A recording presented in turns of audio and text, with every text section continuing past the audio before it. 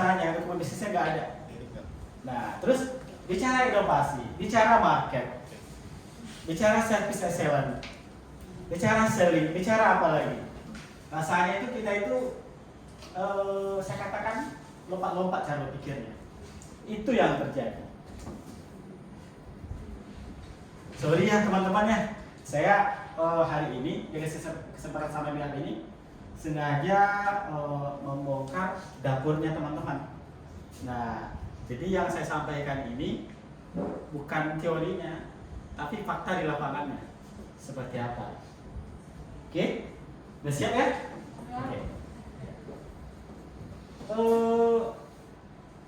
Ada pertanyaan, ada yang nangis nggak Pak? Ada. Sampai 3 malam? Ada. Karena seharian itu kita bahas model bisnisnya itu kita kupas tuntas. Nah, baru tahu. Nah, terus Bapak di mana aja Pak? Kalau diskusinya bisa di mall, bisa di kantor, yang mana nyaman aja. Yang penting di luar jam kantor. Nah, kalau mau jam kantor, ya datang ke kantor. Besok, kalau saya kan udah kasih kesempatan nih sama Mbak Sela, ownernya Meetup. Nah, besok tanya aja ke dia, Mbak, bisa nggak kita di sini Mbak? Itu urusan teman-teman sama Mbak Sela, jangan ke saya.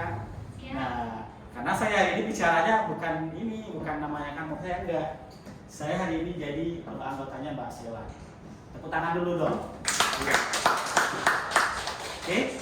Makanya saya nggak pernah munculkan, saya itu dari ini, enggak. Kebetulan ini asosiasi saya. Nah, inilah. Nah, apalagi dengan Ibu Muatin ini sama Mbak Sela, kami sebenarnya udah melalang buana nih di komunitas ini. Iya. Oke? Nah, ini sebenarnya. Kalau yang sudah tahu bisnis Berlok Kampas ini adalah lingkaran soal bisnis disampaikan dalam 1 menit atau sampai 5 menit. Itu yang idealnya. Tapi berjalannya waktu, kalau ini tahap awal, setelah menyusun nanti tidak cukup waktu yang sedemikian singkat. Tapi di awal bisa menggambarkan. Nah, itu yang saya bilang kepada teman-teman, ketika melakukan satu usaha, kita ini banyak yang lompat-lompat. Nah, kita ada latihan ini, ikut. Kemana lagi? Di hotel ini ikut asosiasi ini, ikut. Apa lagi? Nah, tapi nggak pernah tuntas, nggak pernah selesai. Nah, dan sampai kepada teman, itulah bedanya UKM atau entrepreneur startup di Riau dengan yang di luar sana. Nah, kalau mereka itu tuntas. Siapapun mentornya, siapapun orangnya, dia nggak mau tahu. Yang penting dia ada yang baru, mereka belajar dan mereka kejar. Nggak peduli itu, mau bayar, mau free, dia serius. Sorry ya, begitulah bagaimana teman-teman ya saya katakan di Jogja, di Jakarta, di mana lagi di Jawa Barat. Saya bukan sombong, rata-rata yang penggerak UKM itu teman-teman di sana itu hampir saya kenal seluruhnya itu. Yang kurang komunikasi cuma di Papua, iya, karena di sana biayanya mahal. Iya, jangankan untuk usaha, untuk nelpon aja mahal. Iya, walaupun sekarang ini bagaimana mereka komunikasi susah Pak. Kami habis di sini, jadi kami di lapangan nggak ada sinyal. Nanti komunikasinya pasti kantor aja. Kasian banget. Saya baru sampai di Papua cuma 1 kali. Itu udah 4 tahun yang lalu. Iya. Kondisi di sana itu, nah Indonesia bagian timur itu dengan kita di bagian barat itu berbeda sekali, kontras sekali, bagaikan siang dan malam. Nah, kata mereka produk mereka bagus, sampai di kita mungkin nggak termakan bagi teman-teman. Itulah saking ininya, berbedanya itu. Nah, tapi mereka nggak putus asa. Kemarin ini ya, yang dari Papua saya pernah nemaninnya ke Meranti, Selat Panjang. Itu mereka belajar bagaimana mengelola sagu. Nah, itu saya sampaikan di sana, ada orang dinas nyapanya. Wah, sampai 1 bulan tidak mau balik ke Papua. Saking antusiasnya itu. Kenapa? Mereka nggak pernah dapatkan ilmu yang seperti di kita ini di tempat asalnya. Nah, makanya saya bilang, teman-teman ketika diundang Mbak Sela ke sini, berterima kasihlah kepada Mbak Selanya. Iya, karena sudah melakukan acara ini dengan susah payah. Saya tahu kok apa dia, bagaimana dia semangatnya, bagaimana dia menyiapkan acara ini dengan sebaik mungkin. Nah, makanya teman-teman, yuk sekarang kita belajarnya serius. Oke? Nah, ini dia teman-teman. Nah, apa sih manfaatnya kita belajar ini? Nih, memberikan gambaran ringkas tentang model usaha kita. Yang sudah punya angkat tangan? Ya, sudah punya model usahanya seperti apa? Oke, bisa ditagi, Pak. Kalau saya gitu orangnya, ada katanya ya di mana saya tagi. Oke, kemudian, nah ini penting ya, menarik perhatian hadirin, katakanlah pelanggan atau orang terhadap sasaran yang ingin kita capai. Katakanlah itu siapa sih pelanggan kita itu, siapakah mitra kita itu, siapakah apa namanya itu donatur kita, siapakah jadi investor kita itu. Nah, harus bisa menarik perhatian mereka. Nah, kalau kita melakukan hal yang biasa, ya biasa aja, orang akan tertarik. Nah, kemudian kita bisa bahasa kita gimana ya? Kalau melontarkan itu kan sudah ke atas dia melontar ya. Kalau bahasa kita ini, kalau saya bahasakan bagaimana kita menggambarkan model usaha kita, baik itu di produksinya, SDM-nya, kapital atau modalnya, nah kemudian pemasarannya. Nah, jadi teman-teman sudah hafal seharusnya. Ketika bicara produksi, apa yang dilakukan? Tadi ada yang ngomong manajemen ya di apa tadi itu. Nah, manajemen yang mana dulu? Itu dulu. Nah, kita harus bisa memisahkan, karena kalau bicara model bisnis itu nanti dokumen bisnis itu kita bicara 4 hal. Produksi, kemudian pemasaran, SDM, kemudian baru kapital atau modalnya. 4 itu aja. Selama ini teman-teman nggak pernah memperhatikan 4 itu. Nah, nanti memang sih siapa yang menyampaikan itu berbeda lagi. Makanya saya bilang, ketika bicara berbisnis, yang kita bahas cuma 4. Itu dulu kata kuncinya. 4 dulu. Produksi, pemasaran, kemudian SDM, modal. Kira-kira berkaitan nggak? Iya. Berkaitan nggak? Iya apa enggak nih? Iya. Kecil sekali suaranya. Iya. Jangan marah gitu juga lah. Oke, nah ini dia pengantar bagi dokumen bisnis plan yang lengkap. Ini dia. Oke, nah apa sih definisi model bisnis itu? Sebuah model bisnis yang menggambarkan dasar pemikiran tentang bagaimana organisasi menciptakan, memberi dan menangkap nilai. Nah, sebenarnya ini kalau diterjemahkan ya inilah bahasa dia itu. Nah, jadi menangkap nilai itu menangkap suatu peluang produk kita terhadap bisnis yang kita jalankan. Oke. Nah, jadi sebenarnya bisnis kampas ini ada 9 blok yang harus kita pelajari dan pahami satu persatu. Nah, biasanya kalau saya satu blok itu 1 hari. Yang biasanya 1 hari.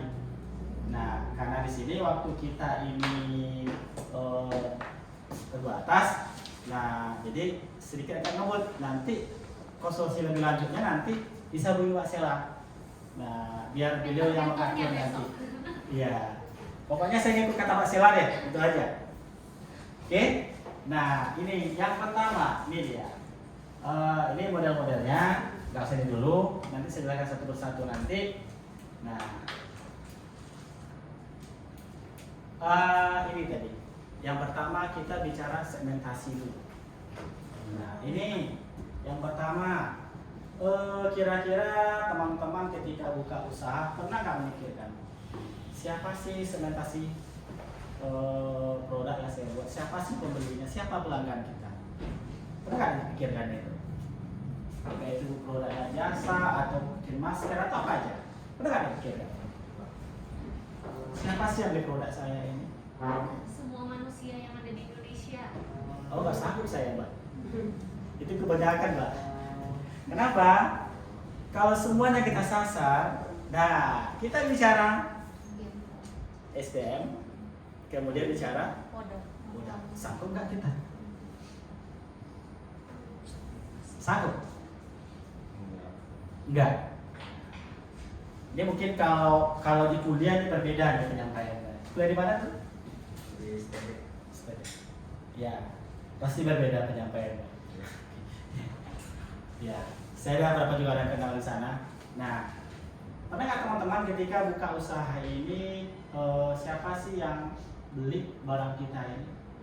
Atau bahasa kita siapa sih yang makan nanti? Targetnya. Iya, pakai masker ini nanti. Kan orang banyak masker ini. Siapa yang beli masker kita ini nanti? Itu pertanyaannya. Pernah nggak? Saya yakin dan percaya teman-teman ketika apa itu buat aja dulu Pak. Perkara laku urusan nanti Pak. Nah, disitulah timbul masalahnya. Pak, kalau saya nggak laku Pak, katanya mahal Pak. Nah, itu dia masalahnya. Pak, saya kurang modal Pak. Saya katakan teman-teman tidak kekurangan modal. Modal bukan hanya uang. Bukan hanya uang. Nah, benar nggak Ibu Kapita? Iya. Lu punya berapa uang kemarin? Banyak. Hampir setengah M ya? Iya. Iya, benar. Susah aja hampir setengah M. Sekarang belum tahu ujung pangkalnya. Sekarang malah mulai lagi. Nah, dikatakan berat, ya berat. Tapi harus berproses itu aja. Itu contohnya. Nah, oke, teman-teman sekalian, jadi bicara segmentasi, bicara pelanggan, bisa kita pisahkan dari jenis kelamin. Contoh saya bilang ketika kita kalau dari kita itu siapa sih Bu pelanggannya Bu? Pelanggannya ada yang jenisnya baby apa ya, dari umur 18 sampai 35 tahun. Umur 18 Sampai 35 tahun. Targetnya ya. targetnya. Iya, targetnya. Tapi Kalau- memang sekarang sudah seperti itu. Iya, kalau di atas itu nanti dapat apa Bu? Gimana? Kalau di atas itu gimana? Di atas itu lain lagi. Orderannya. Orderannya lain lagi. Oke, nah jenis kelamin ya. Berarti nanti bisa dikatakan laki-laki dan perempuan. Iya. Tapi dari usia sudah tersegmentasi. sudah tersegmentasi. Iya, usia 25 sampai 35. 18 sampai 35. 18 sampai 35. Oke. Nah, kemudian bisa kita bedakan dari kantongnya atau ekonominya. Harga di sana berapa Bu? Satu porsi Bu? 22.000 sudah free TS. Sudah 22.000 sudah free TS. TS. Berarti segmentasinya ekonominya menengah ke atas atau ke bawah Ibu? Ke bawah. Oke. Jelas ya contohnya ya. Kalau mau wasit Segmentasinya.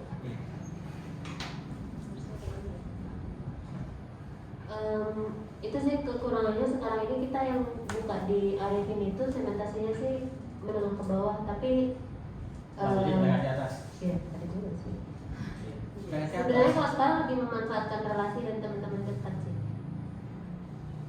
Ya, itu jejaring nanti itu. Maksudnya itu yang beli produk kita ini siapa sih? Nah, itu bertanya. Targetnya menengah ke bawah sih. Itu dari jenis kantongnya. Ya, kalau gendernya semuanya sih.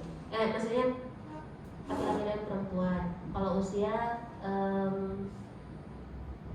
kayaknya 18 sampai 40-an. 40-an. Wow. Iya. Berlebihan. Hah? Kelebihannya.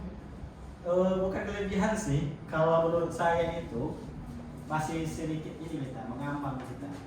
Jadi dengan kondisi SDM kita yang masih kita semuanya, nah itu butuh kesulitan nanti. Makanya saya bilang itu, ketika saya belajar ini, sebenarnya satu blok itu saya bahas satu hari. Nah, ya kayak gini Pak Sela, kalau dia mau ngebut semuanya. Bisa dikebut sih. Sekarang kita sampai jam berapa, Pak? Sekarang jam berapa? 5.12 sampai jam 6. 5.12 sampai jam 6. Oke. Kayaknya bisa. Nah, oke. Terima kasih Bu Macen. Hapus dulu dong. Iya, jangan sepi. Di mana biasanya? Kuburan. Saya ngomong ya. Di kamar. Iya. Nah, bisa saja produk kita ini, mohon maaf, dibeli sama saudara kita yang berkebutuhan khusus. Nah, pernah nggak pikir kita siapa sih yang masuk produk dia? Kita bikin masker dengan apa? Katakanlah dia senang anak-anaknya itu seperti apa? Itu jadi. Nah, kenapa teman-teman nggak tahu? Teman-teman nggak pernah nyari itu, nggak pernah nyari itu. Nah, kelemahan kita satu lagi adalah tidak punya rencana. Makanya mudah-mudahan hari ini teman-teman ya kita sama-sama belajar ya. Karena sebenarnya belajar BMC ini awalnya saya ngebut-ngebut juga, tapi lama-lama ternyata nggak bisa seperti itu. Nah, iya, saya COVID itu berproses juga. Mulai Juli itu stop semua kegiatan, nggak ada lagi. Kalau yang akhir tahun masih itu prokesnya ketat, pesertanya itu nggak boleh kemana-mana. Kalau kemana-mana disuruh pulang, termasuk instrukturnya nggak boleh kemana-mana. Kalau di hotel itu makannya itu nasi kotak diantar ke kamar. Nggak boleh kemana-mana, keluar hotel nggak boleh. Kalau ada kebutuhan mereka minta tolong ke hotel, itu di Yuri sama di Lowell, termasuk yang di Pekanbaru juga nggak boleh ya. Tapi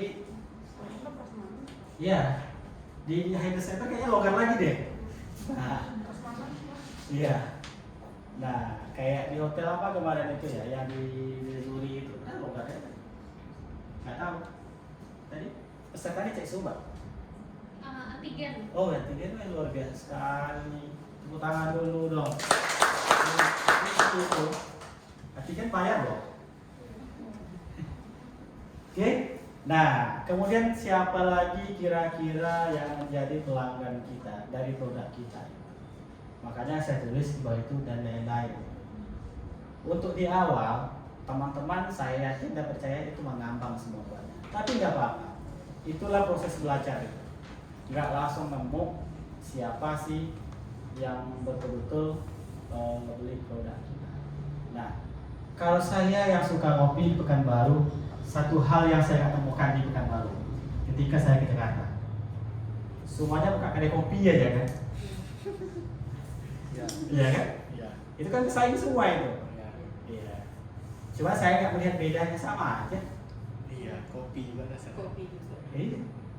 Cuma di Jakarta sekarang ini ada yang berbeda. Lari kemana? Service excellence. Apa yang dilakukannya itu? Kopi itu bisa diminta sesuai dengan selera pelanggannya. Kan baru lah. Pak, kopi Bapak gimana Pak? Bapak rasanya gimana? Susunya berapa Pak? Gulanya berapa? Gula biasa ya? Standar. Kopinya kopi yang mana Bapak mau? Nah, jadi kalau seperti itu service excellence. Jadi kalau harga biasanya market itu ekonomi ke atas. Karena sudah pasti hal yang seperti itu harganya itu jadi mahal. Oke, sampai di sini ada pertanyaan? Tapi sambil praktek bisa diskusi juga nanti. Bahkan saya di rumah saya baca-baca lagi nih. Dengan waktu yang tersedia 1 jam. Ini gimana ya cara nyampaikannya? Kan sebenarnya itu kan customer segment ya. Ya.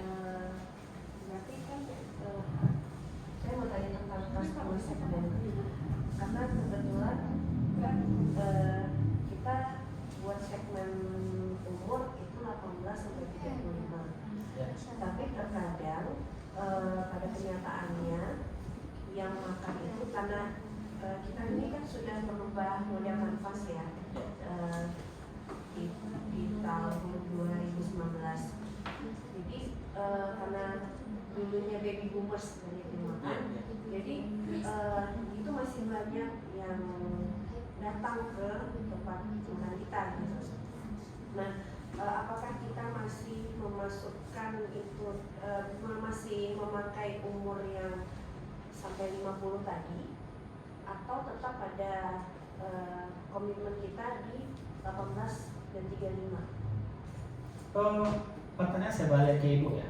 Ya. Dengan begitu 2019 ya. 2019 kita rubah model kanvas Ya. dengan manajemen baru gitu. Oke. Sekarang 2021 Nah, data ada nggak punya Ibu?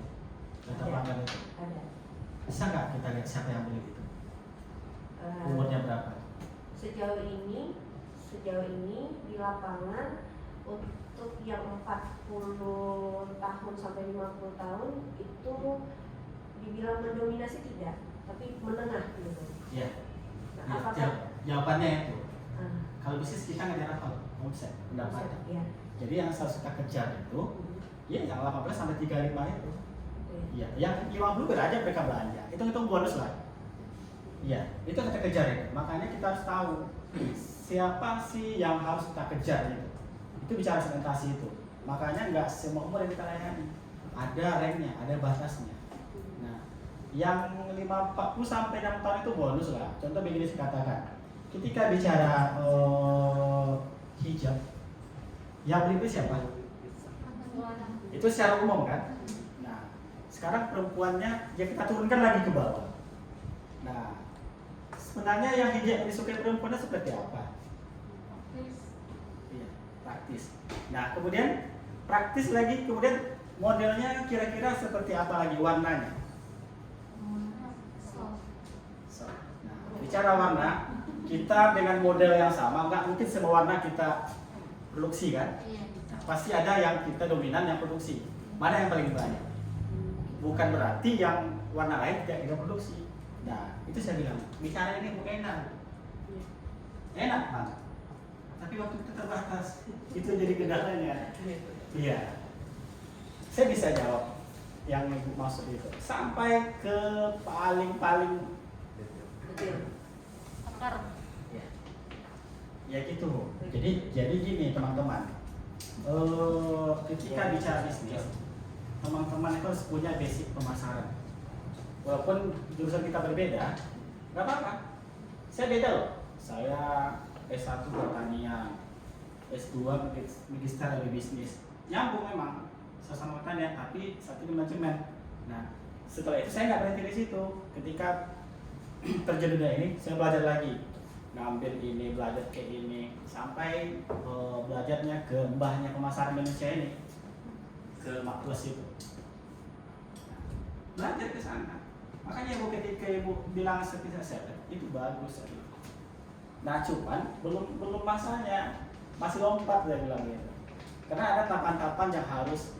Nah, kalau bicara ke sana lagi, kalau kita STP dia. Nah, sekarang orang begitu gampangnya itu ngomong branding, ngomong positioning, ngomong targeting. Nah, sementara yang basically aja teman-teman tuh belum begitu menguasai. Nah, disitulah masalah mulai terjadi usaha kita. Makanya ketika kita jumpa kompetitor, kita jumpa kan, aduh besok buat apa lagi nih, harus buat lain lagi nih. Itu yang banyak kejadian. Nah, karena kita nggak punya sesuatu yang berbeda dari usaha kita itu. Nah, contoh yang sederhana yang kita contohkan. Ketika kita bicara, mohon maaf saya bukan lagi promosi, mie, apa yang kita ingat? Indomie lebih sedap. Tahu nggak teman-teman, Indomie itu segmentasinya kemana? Iya, anak kos. Berarti segmentasi ekonomi ke atas ke bawah. Bawah. Bawah. Pernah nggak itu mendengar mie satu bungkus itu dua isi? Sering misi dua. Iya. Iya, apa? Salim itu merek. Ya, oke. Merek. Itu kira-kira siapa yang jadi segmentasinya? Boleh. Ke bawah lagi itu, Mbak. Iya. Iya, siapa? Orang kita yang kerja Kuli. kuli harian. Kenapa? Ini yang membuat ini dia tahu ini. Kulit Ini itu yang masih banyak. teman-teman kita beli ini perlu makan banyak, nggak perlu rasa. Iya. Iya benar. Harga Mereka nggak akan pernah bersaing dengan yang namanya Indomie karena kos. Nggak pernah masuk ke situ. Yes. Karena itulah yang dipikirkannya. Indonesia ini banyak yang kerja kuli jadi tani atau apa. Itu berapa ribu? Itu yang mereka kejar. Fokus. Nah, itu dia. Fokus. Mereka nggak akan pernah bersaing dengan nama Indomie itu masuk enak kos. Enggak, Mas Ella nggak mau dia. Saya aja pengalaman waktu di umroh itu bawa Indomie dari kita. Karena dari sana itu kata ustadznya itu udah berbeda Indomie sana. Ternyata saya belinya. Saya cuma membandingkan. Oh iya, ternyata di sini ini. Saya belajar juga. Ini umroh ini.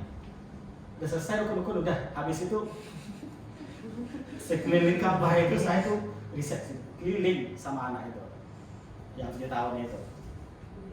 Iya, maknya kemana-mana, bapaknya kemana-mana. Kan rukun udah selesai. Nah, keliling-keliling itu, termasuk di belakangnya. Iya, ada KFC di sini ya. Iya, ada Waksu Sidul di sini ya. Iya. Jadi kalau di sana tuh kita nggak rasa, nggak tahu apa-apa, gitu aja. Jadi kalau hanya di hotel, pas jam sholat lah. Iya, iya ada emang. Kalau jam-jam 4 tuh udah lah. Sholat asar tuh nggak usah kemana-mana. Nah itu dia. Jadi pagi itu habis subuh ya keliling-keliling lah. Ada waktu kok. Nah itu saya lakukan berbeda. Bedanya di mana? Disesuaikan dengan selera orang sana. Itu aja. Mie dari kita kok. Bumbu dibuat dari kita juga. Kemasnya di sana. Nah, Indomie itu rasanya Bu, karena saya pernah riset di sana juga dulu. Semua itu dari Jakarta ya. Bumbu dari Jakarta. Nggak ada yang di sini. Nggak ada. Yang di sini cuma buat mie doang. Kalau nggak percaya, tanya aja sendiri. Iya, itu salah satu bocornya rahasia perusahaan dia. Jadi sentral, itu manajemen yang ketat mereka ya. Nggak ada. Kalau dibilangnya mie-nya doang, iya. Kalau bumbunya nggak pernah di sini, di sana.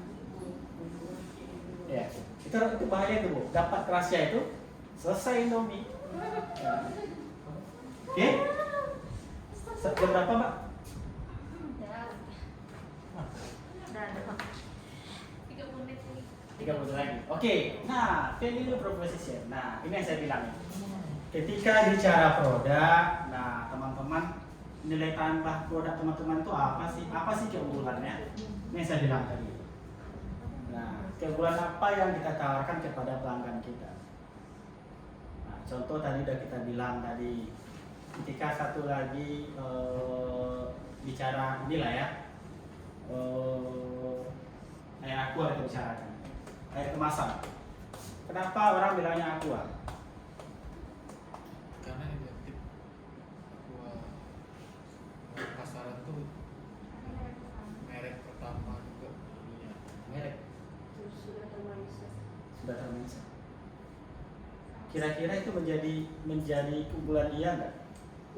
Iya, sebenarnya bukan ke sana sih bicara unggul itu. Kita tahu aqua ini pelopor orang Indonesia.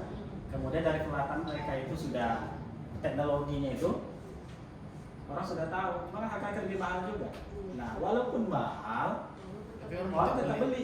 Nah, karena mereka itu punya, ya mungkin orang yang tahu kesehatan, komposisi gizinya ditengok, kemudian apa lagi, ya rasanya pun air aqua ini yang lain itu kan berbeda juga. Nah, adiknya tahu nggak adiknya aqua itu? Fit. Nah, kenapa dia buat fit itu? market di bawah lagi, di bawah aqua. Iya, karena sekarang dia itu sudah bergeser mulai menguasai segmentasi yang berbeda, yang berbeda. Nah, jadi masing-masing segmen itu mereka punya pelanggan sendiri. Nah, jelas ya. Nah, dari segi apa sih yang kita lihat keunggulan itu? Bisa dari kemasan, bisa dari manfaatnya, harga. Nah, saya bilang tadi itu. Ketika bicara fit aqua, tentu harganya itu berbeda. Termasuk tadi masalah mie itu berbeda juga. Nah, jadi kalau teman-teman kalau belajar lagi enak belajar dari perusahaan-perusahaan yang besar itu. Orang yang sudah sukses itu enak. Jadi belajar kita itu perhatikan. Nah, itu namanya riset kecil-kecilan itu. Nah, sebenarnya, mohon maaf, saudara-saudara kita yang ada yang lihat nggak sepanjang Jalan Supratas? Ya. Panam. Iya. Toko apa yang banyak di sana? Baju. No. Rukonya ruko apa yang paling banyak?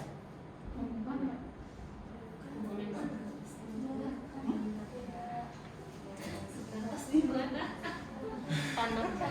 Panam. Hasilnya nggak tahu sebenarnya di mana. Panam, Mbak. Pasar pagi, mau flyover sampai ujung sana, perbatasan. Handphone. Logika kita, apakah setiap hari orang beli handphone? Enggak. Tapi kenapa bisa sewa ruko sampai 75 juta di sana satu pintu? Iya. Sekarang pasaran 75. Nggak tahu tahun ini bisa lebih mungkin. Karena pemiliknya butuh uang. Iya. Iya. Kenapa bisa? Kalau rasanya tidak untung, nggak mungkin orang mau sewa di sana. Ada bisa jawab?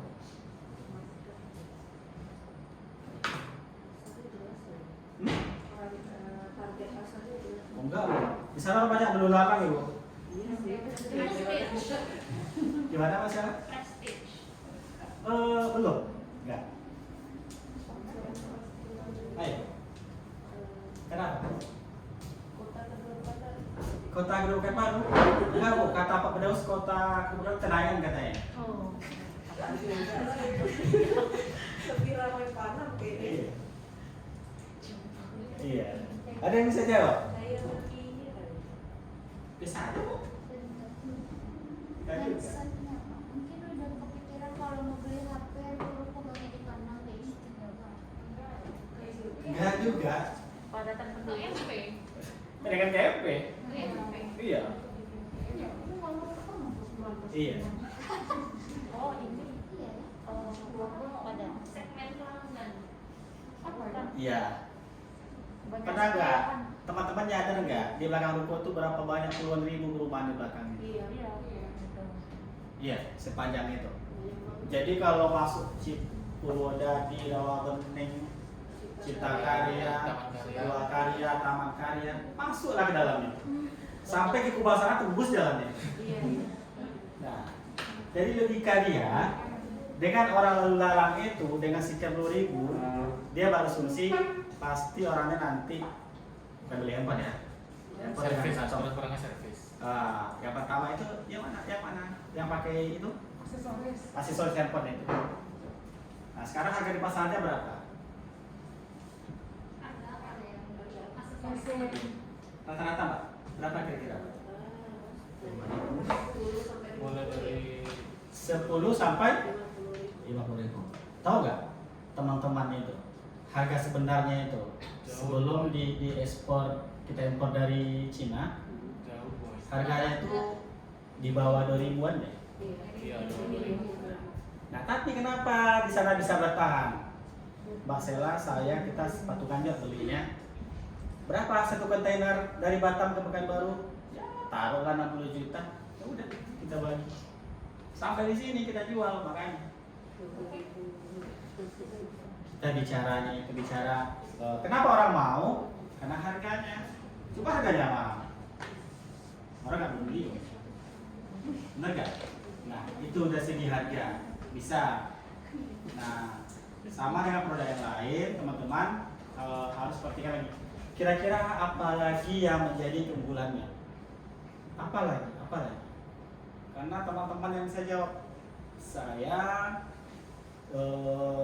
aturan yang jadi coaching atau mentoring itu adalah kedua belah pihak, saya dan mentor. Tidak bisa maunya saya dan tidak bisa maunya teman-teman. Nah, kalau itu yang terjadi, kalau maunya saya, berarti saya ownernya. Kalau maunya teman-teman, berarti teman-teman nggak perlu belajar. Berarti sudah oke semuanya. Nah, itu dulu. Jadi yang perlu kita lakukan sebenarnya ketika bicara belajar pelatihan itu, mindset kita itu harus dibenarin dulu. Sama dengan saya, ketika saya belajar, saya nggak peduli di depan itu mau dia muda, mau dia tua.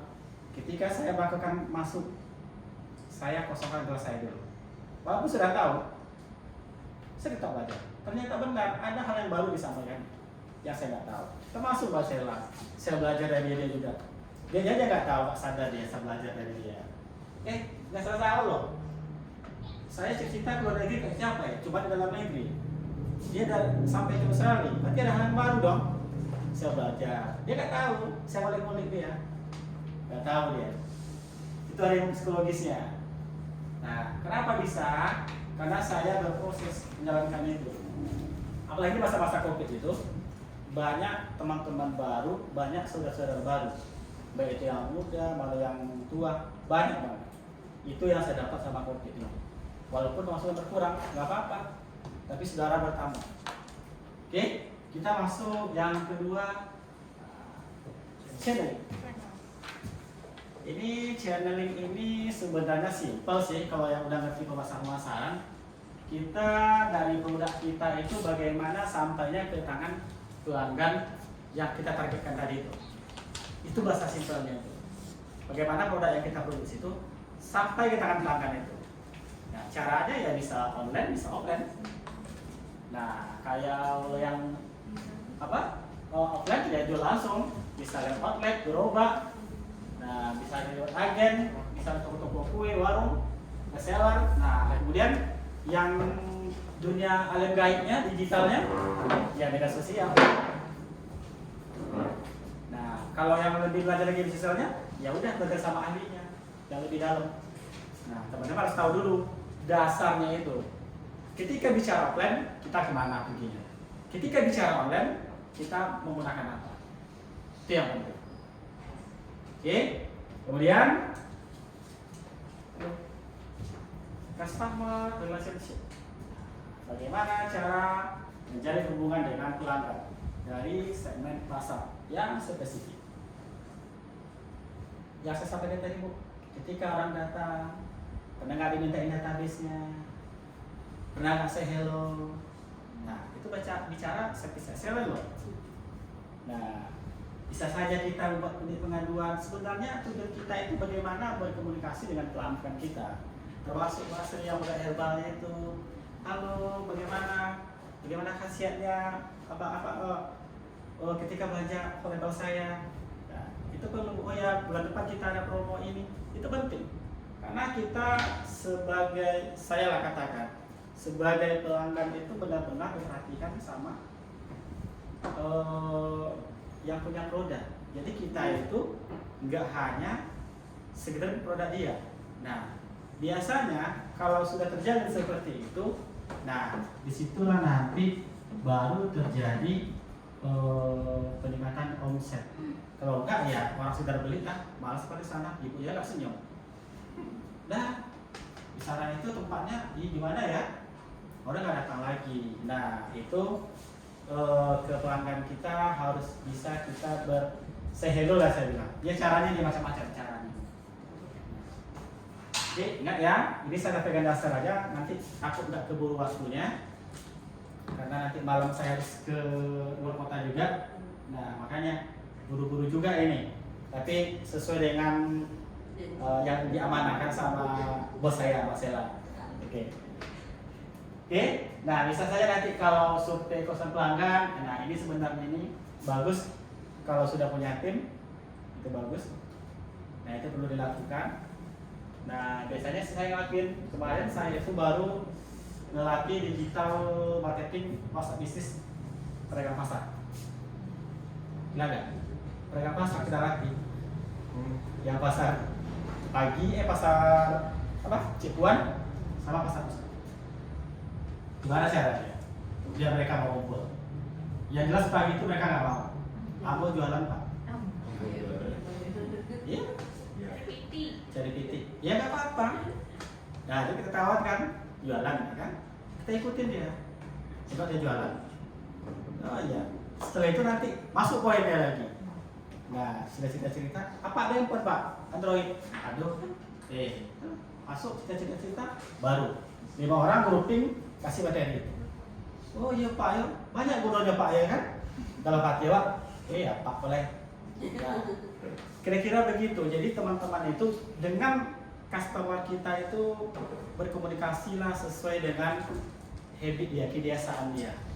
Jangan kita memakai bahasa kita yang menurut kita gimana ya, kalau orang Jakarta bilang Pak Semanya, orang yang nggak tahu, tapi kita pakai standar kita, nggak kena. Itu dia. Nah, kenapa saya bisa memahami itu? Itu dari pengalaman bertahun-tahun juga. Nah, makanya di satu titik enak berteman dengan teman-teman kata kreatif. Lama-lama saya itu 8 tahun yang lalu meninggalkan bisnis ketika S2 ya. Yang dilakukan teman-teman di TikTok, saya jualan ke gerobak udah. Nah, sekarang saya kembali ke Jarul Pak, buatin. Lagi ini nih, lagi apa ya yang cocok ya? Apa yang cocok ya? Iya, riset ulang lagi. Mindsetnya itu riset ulang lagi. Makanya butuh proses juga. Ya lama-lama nanti ada hal yang baru. Oh ternyata nggak perlu produksi, nggak perlu. Bagaimana mau masuk kantong aja, gitu aja. Oke, lanjut ke yang keempat. Kelima. Revenue stream. Nah, ini kita berbicara semua pendapatan dari usaha kita. Nah, maksudnya ini ketika katakanlah yang paling mudah lah saya contohkan bisnis kuliner, baik itu Bu Atin, Bu Ayu, ketika bicara sumber pendapatan di sana itu kan kita jual langsung, itu aja. Mana tahu nanti tempat sana bisa disewakan, itu masuk pendapatan bisnis juga, kira-kira seperti itu dia. Atau teman-teman punya ini mobil, tapi gunanya untuk operasional ini usaha, ada yang rental, itu masuk sumber pendapatan juga. Atau teman-teman bisa jadi training juga, contoh katakanlah gorden itu ada yang mau dilatih atau apa, oke silakan datang ke tempat saya. Nah, seperti untuk Pak Sewa, dia selain bisnis, tempat ini disewakan juga. Nah, itu jadi pendapatannya juga. Ya baik itu di ruang pelatihannya, termasuk perkantorannya. Nah, bagi yang berminat, silakan hubungi Pak Sewa. Oke ya, bukan itu jeda iklannya tuh. Kan dibayar kok, kan dibayar. Ya, kira-kira begitu. Jadi itulah kalau yang realnya itu seperti itu. Jadi ketika bisnis itu bisa saja yang buat masker ya, Mbak ya. Nah, bisa saja nanti orang sewa ke dia, tapi dia ngerjain, itu masuk sumber pendapatan juga. Nah, bagi teman-teman yang buat masker, yang perlu dilakukan sekarang adalah zamannya kolaborasi. Berbanyak jejaring. Itu yang sekarang yang bisa membuat usaha pemutar. Kalau masih hebat sendiri, mau menang sendiri, lihat aja 6 bulan ke depan, 8 bulan ke depan. Ya. Saya kaget juga, saya nggak menyebut nama tempat, Belaga Kreatif. Toko-toko oleh itu mereka sudah wow. Ternyata saya pelajari dia lapor, udah Pak, udah sulit mereka itu Pak, utangnya udah banyak Pak, utang biasa saya bilang ke bisnis. Nah, cuma yang saya lihat itu mereka itu nggak mau buka ini dia, nggak mau berkolaborasi karena bagi dia ini usaha saya. Ya udah, besok saya sarankan orang yang seperti itu gak usah datang ke sana. Nah, kenapa? Kita sekarang ini kan kolaborasi kan saling menguntungkan, saling menguntungkan. Itu harus dibangun. Nah, contohnya kalau peluang yang di Kincai itu kan strategis itu Bu, di persimpangan Bu ya. Ya yang dari oh ya si Pangaripun itu ya. Iya, itu strategis itu. Mulailah kolaborasi dengan teman-teman UKM itu.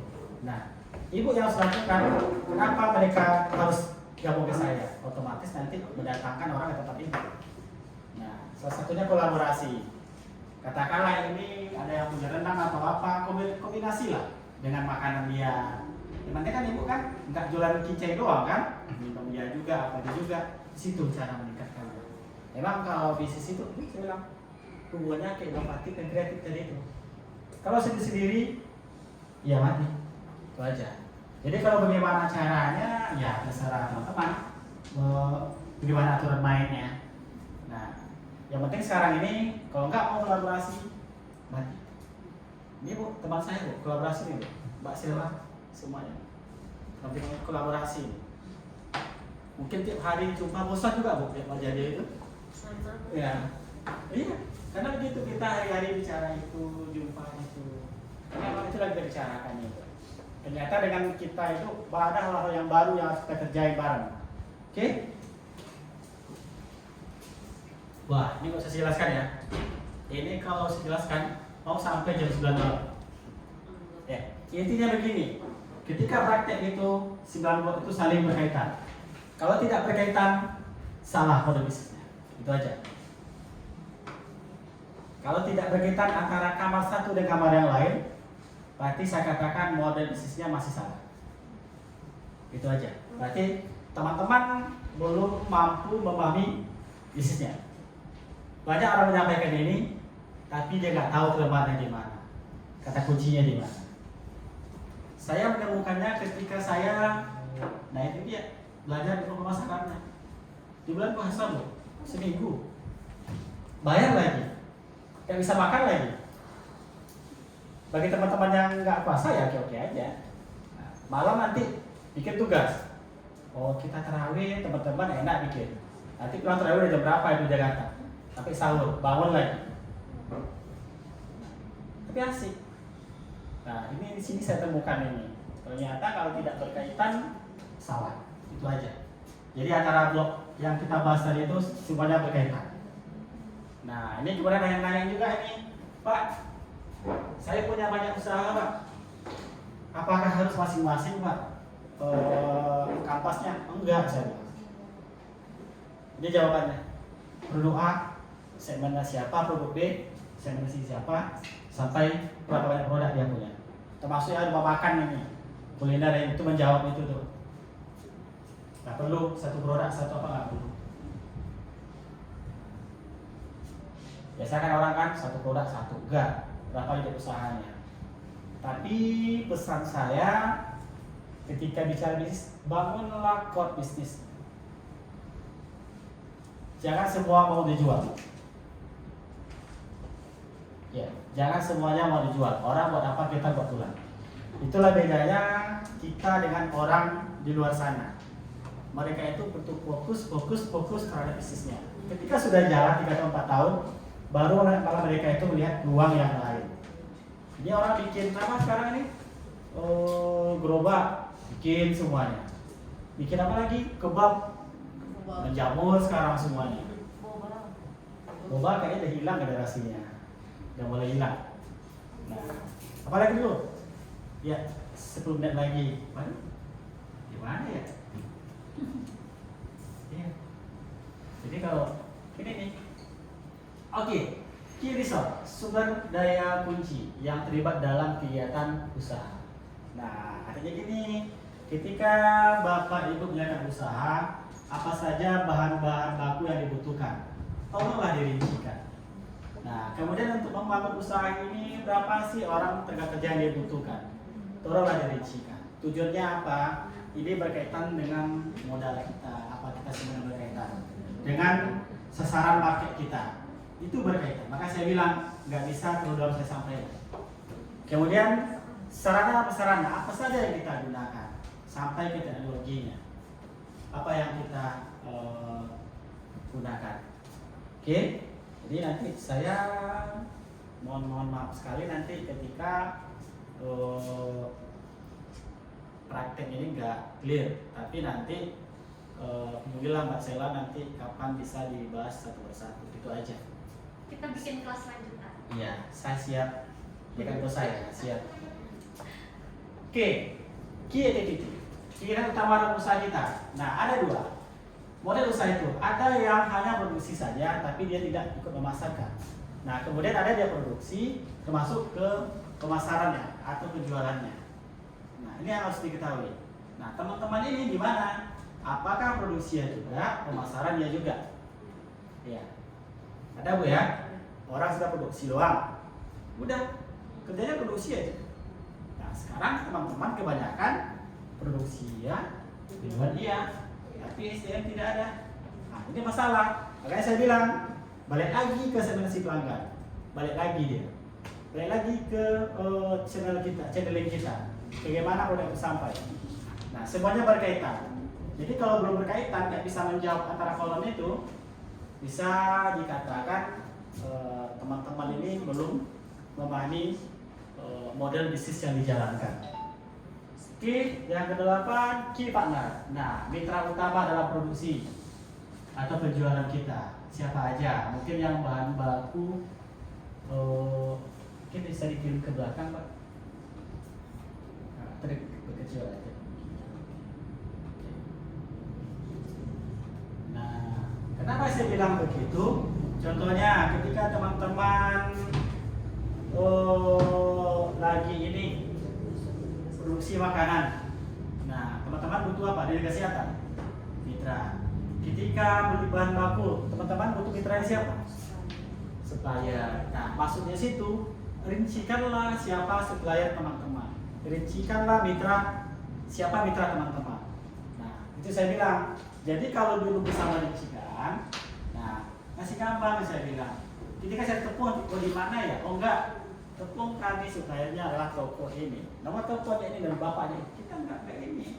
Makanya ketika bisnis sudah jalan, kita sebagai owner, kita udah bisa di manajemen kita, di level manajemen. Nah, kita nggak ini lagi. Nah, sebelum ini jalan, teman-teman di awal itu memang harus melakukan semuanya. Nggak apa-apa, kecuali punya uang 1 miliar, ya bisa langsung dibangun kan. Semuanya kita bangun dari manajemen SDM-nya, manajemen produksinya, iya, sampai iya, sampai ininya dokumen bisnisnya kita buatkan. Nah, siap nggak? Itu aja. Oke, kemudian yang ke-8, ini satu lagi nih, meet up coworking. Nah, ini partner kita juga ini. Sebagai apa? Disinilah kita belajar bisnis. Nah, gitu dia. Ini mitra kita juga. Seperti itu kira-kira. Jadi ketika teman-teman belajar tentang bisnis, ya bisa di sini. Nah, bagaimana caranya Pak? Ya silakan hubungi ownernya aja. Oke. Yang terakhir, cost structure. Biaya-biaya yang dikeluarkan atau biaya-biaya yang digunakan selama proses produksi. Rincikan apa aja biaya-biaya itu. Kalau belajar lagi itu saya bilang ada biaya tetap, biaya tidak tetap. Nah, itu panjang lagi ceritanya Mbak Sela. Nah, itu dia. Jadi kalau belajarnya sama saya, sebenarnya kalau waktu normalnya itu bukan 1 jam. 9 hari, Mbak. 1 hari 1 segmen. Iya. Karena gini, kalau yang serius itu teman-teman ketika bicara ini besok kasih tugas, udah Pak dapat Pak. Besok Pak dapat Pak. Jadi ketika udah dapat 9 itu, udah mereka udah tahu mau presentasi kemana pun mereka nggak ada masalah lagi, nggak grogi lagi. Nah, poinnya, poin 5 harus besar dari poin 9. Pendapatan harus besar dari. Kalau besar keluarga apa yang terjadi? Bukan, berarti bisnisnya salah. Benar nggak? Ngapain bisnis? Kalau cara gitu, makanya teman-teman harus paham menggambarkan bisnisnya itu. Oke, nah inilah contohnya. Nah, ini aja Mbak, yang terakhir Mbak. Ini, kalau saya hitungnya sampai ke sini, sampai ke pendapatannya, berapa keuntungannya sampai sini saya hitung. Belajar sama saya. Termasuk pendapatan ini, masuk akal nggak kira-kira? Iya. Ini emang sengaja di tengah ya dong? Iya. Nah, ini sampai segini dia. Sampai margin bersihnya berapa, margin kotornya berapa. Jadi, saya bilang kalau Ibu Ayu harus rajin-rajin lihat kampasnya. Jangan 2019 jumpa lagi yang lalu, enggak. Minimal 3 triwulan evaluasi bisnisnya. Setahun sekali gitu. Oh jangan Bu. Kecuali Ibu punya rekan kerjanya udah handal untuk evaluasi dan identifikasi nggak masalah. Itu aja. Audit istilahnya. Di proses itu audit. Ya. Bisa dia menyajikan data-datanya nggak apa-apa. Itu dia. 3 bulan itu kan posisi kita di mana, 6 bulan itu posisi di mana sampai 8 bulan. Berarti bagusnya 3 bulan sekali. Bagusnya ya itu saran saya. Tapi kalau punya SDM yang mumpuni nggak apa-apa setahun. Tapi kita nggak melihat perkembangan kita usaha kita di mana. 3 bulan itu kan kita lihat berapa. Nah itulah gunanya. Nah kan bicara lagi kan keuangan kan. Nah, bicara lagi laporan keuangannya mana.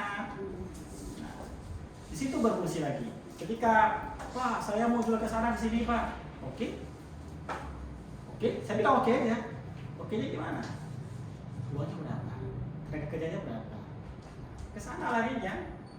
Makanya disesuaikan. Ketika bicara target, kita setel semuanya. Yang 4 hal tadi. Inilah salah satunya. Sampai saya buat sedetail gini. Ada lagi sebenarnya. Mungkin yang sudah dapat di sini Bu Nepita kayaknya. Karena saya minta rincinya per kamar itu. Harus dapat datanya. Kalau nggak dapat datanya nggak terus belajar. Itu bersama saya. Simple aja kok. Oke? Terus. Nah, ini sebenarnya kesimpulannya setelah 9 langkah kita kerjain. Nah, teman-teman sudah bisa merincikan model bisnisnya. Oke. Nah, ini sebenarnya makanya saya bilang kalau waktu prakteknya ini udah kita ukur, udah kita riset juga. Nah ini dia. Sebenarnya. Kalau kita 10 menit minta mereka ngisi, jadi kalau ada pertanyaan bisa. Boleh. Ya teman-teman, mungkin sekarang kita kasih waktu 10 menit buat teman-teman ngisi di MC-nya. Nah kalau ada yang udah selesai, kayak aku udah lihat ada yang udah selesai, mungkin bisa ditanyain ke Bang Eka juga. Ya, boleh. Atau ada pertanyaan khusus, kalau masih ada yang bingung boleh ditanyain ya teman-teman. Kalau yang baru pertama mendapatkan, saya pastikan bingung dulu. Iya. Karena nanti di mana nggak bingungnya ketika dikerjain, baru nanti dapat.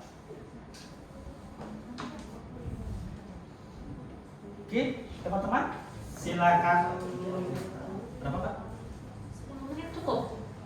Nanti 10 menit.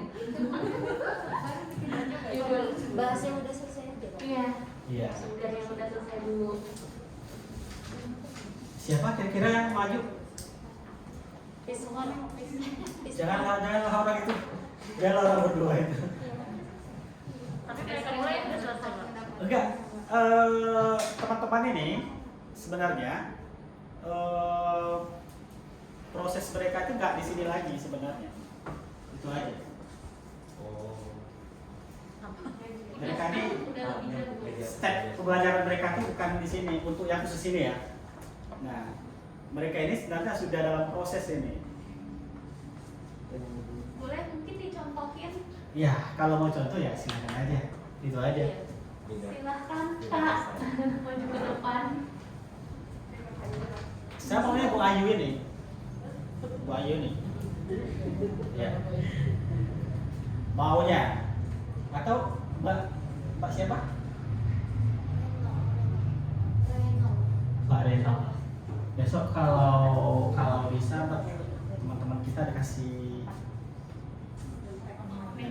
ya, biar enak manggilnya. Ada ya? Ya. Gak apa-apa sih.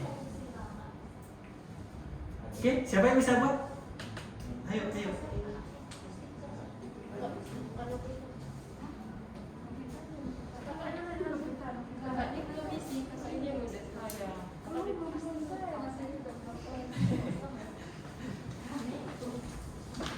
Oke, atau gini aja, kerjain dulu sampai di mana bisa.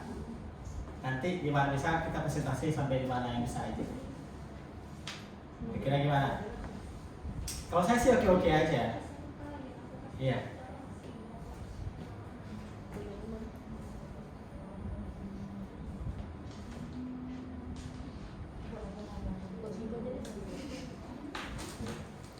Ayo, dibuat Mbak Rena. Coba. Kira-kira maskernya siapa yang beli? Sementasi pelanggannya.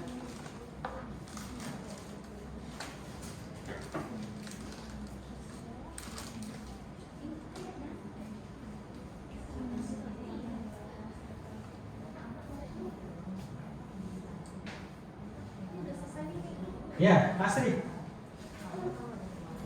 Udah Pak, lanjut aja Pak. Nih Kak, ayo Kak, 3 menit. Ya. Saya turun panggung Pak. Ya. Saya turun panggung. Ayo dibuat. Yang kamu kuliah dibuat. Iya.